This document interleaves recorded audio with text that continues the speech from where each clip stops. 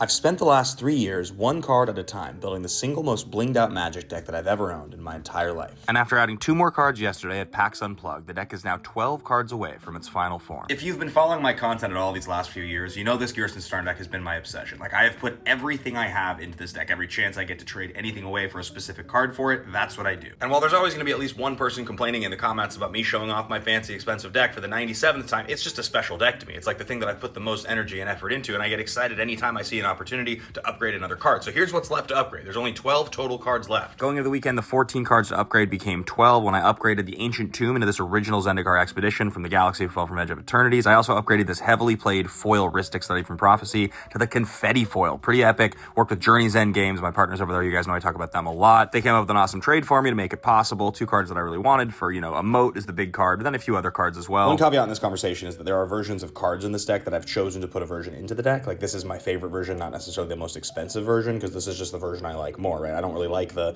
dark printing on Kessig Flame Breather, and this is my favorite Ancient Tomb, and this is my favorite VV art, and I don't really like the Portal 3 Kingdoms Recruiter, and so on and so forth. There's also the category of things like a specific serial number. I'm not going to go that insane, so I think that's just a little too much. Maybe an actual serialized One Ring. Don't think that's ever going to happen. Same with a serialized Ancient Tomb. So that kind of caps out, right? I don't think that's actually possible. Just do want to call that out. The first 6 cards I'm looking to upgrade are these 6 beta basic islands. I want this particular Mark Pool art. I want them all to be alpha. That's just like an easy 6. They are expensive, so eventually I'll get them, but that's 6 of the 12. Single weirdest card that needs an upgrade is this copy of Tandem Lookout. I recently added it to the deck. I really want the Avacyn restored foil, like a near mint copy. They're kind of expensive. They're like $30 to $50. I just don't have one yet, so it's like the one card in the deck that just is a very basic version. This Flooded Strand needs to be the Onslaught foil. I have the Bloodstained Mire and the Polluted Delta in the deck. I've not been able to find the Flooded Strand yet. That's like a big upgrade. And then this Narset, I think I want the alternate art Japanese pre-release promo from War of the Spark, even though I do really like this one.